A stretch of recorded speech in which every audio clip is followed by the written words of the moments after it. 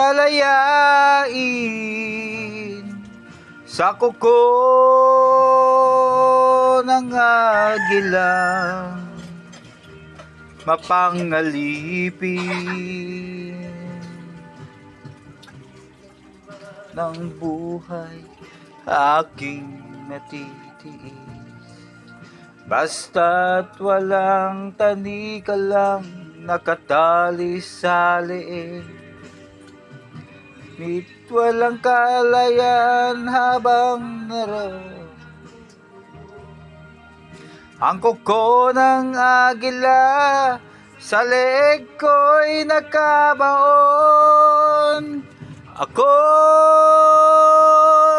palayain sa kuko ng agila.